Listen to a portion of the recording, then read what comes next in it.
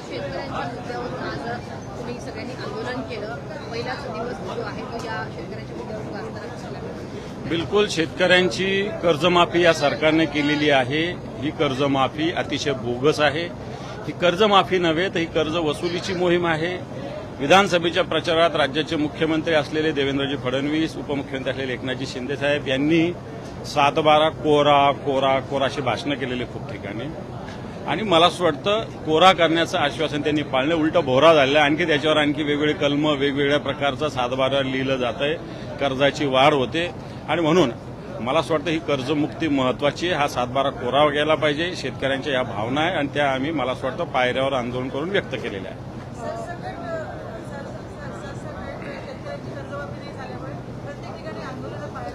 बिलकुल आंदोलनं झालेली आहेत आणि हे आंदोलन आता विधान भवनावर पोहोचलेलं आहे. सर, आज आपण जर पाहिलं तर नाशिकमध्ये शिंदेचं एकनाथ शिंदे यांच्या पक्षाचा मोठा गेम झाल्याचं पाहायला मिळते. महायुती असाच होणार आहे तो गेम, असाच होणार आहे. त्यांना वाटतं की आपण फार मोठे होतोय, पण भारतीय जनता पार्टी असाच गेम करणार आहे. गनिमत आणखी 2-3 ठिकाणी झाला असता, पण ते वाचले एकाच ठिकाणी झाला. आता ज्या पद्धतीने गर्दी वाढते, 6 खासदार सुद्धा गेले, तर भविष्यात यांच्यासोबतही असाच गेम होईल. हे पण जे गेलेले त्यांचं काय आता परिस्थिती जाऊन बघा तुम्ही. त्याच्यावर मला असं वाटत नाही की सगळे लोक नुसते काही प्रलोभनं, आश्वासनं, सत्ता, संपत्तीच्या प्रलोभनाने जात असतील. पण मला असं वाटतं जो स्वाभिमान आहे, निष्ठा आहे, ती तर महत्वाची आहे. ती यांनी सगळी गहाण ठेवलेली. काल मुख्यमंत्र्यांनी सांगितलेलं आहे ऑपरेशन टायगर हे सक्सेसफुल झालेलं आहे. मला असं वाटतं ज्यावेळेस ते ऑफिशियल डिक्लेअर करतील त्यावेळेस त्याच्यात बोलू. आज संध्याकाळी 4 वाजता एकनाथ शिंदे हे पत्रकार परिषद घेणार आहे. खासदार सुद्धा उपस्थित राहत आहेत. काही हरकत नाही. या गोष्टी होत असेल, मला असं वाटतं या गोष्टी झाल्या असतील तर त्याला मला असं वाटतं काही हरकत नाही.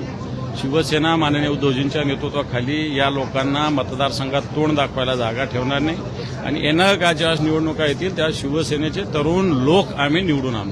कोल्हापूर आम्ही ज्या ठिकाणी खासदार सोडून गेले त्या ठिकाणी आता उद्धव ठाकरे जाऊन प्रचार करणार आहे. त्याचा किती परिणाम होईल असं प्रचार नाही आहे, तो दौरा आहे. शिवसैनिकांच्या गाठीभेटी आहे. कारण शिवसैनिकांनाही या सगळ्या बाबतीत मला असं वाटतं मार्गदर्शनाची आवश्यकता असते. ती प्रचार नाही आहे, तर तो दौरा आहे. मला वाटतं नियमित दौरा होत असतो तो आता या मतदारसंघात. दानवे साहेब, ज्या वेळी पक्ष फुटतो किंवा आमदार जातात आणि मग खासदार जातात त्याच्यानंतर शिवसेनेचे नेते हे दौऱ्यासाठी बाहेर पडतात, त्याआधी का पडत नाहीत हा देखील मला असं वाटतं आपल्याला ज्ञात असेल मागच्या काळात अतिवृष्टीसाठी उद्धवजी ठाकरे साहेबांनी किमान मला असं चांगलं आठवतं की 24 ठिकाणी दौरा केला होता.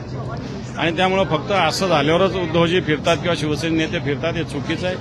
शिवसेनेचे नेते सातत्याने फिरत असतात. आपल्याला ते मला असं वाटतं एखाद वेळेस नार्वेकर आणि भास्कर जाधव यांच्यातला आमदार वाद जो आहे किंवा नाराजी परिस्थिती आता सोशल मीडियावर पाहायला मिळते. मला माहिती नाही, मला आता तुमच्याकडून कळालेलं आहे. मुख्यमंत्र्यांना देखील त्यांनी मेन्शन केले, म्हटले की उद्धवजींनी जे पत्र लिहिलेलं होतं तुम्हाला ते लवकरात लवकर त्याची अंमलबजावणी करा, कारण त्यांचा मानसिक त्रास आता दिसून येतो. मला असं वाटतं भास्करराव जाधव हे शिवसेनेचे ज्येष्ठ नेते आहेत. मिलिंद नार्वेकरांना काही मांडायचं असेल तर त्याला पक्षप्रमुख हा मार्ग आहे. अशा पद्धतीनं फार सोशल मीडियावर अशा पद्धतीने भूमिका पक्षाच्या व्यक्त करण्याची आवश्यकता नाही. सर, जनतेने निवडून दिलेले प्रतिनिधी हे गट बदलून चालत आहे, हे कितपत योग्य आहे? हे अयोग्यच आहे, त्याच्यावर काय बोलू.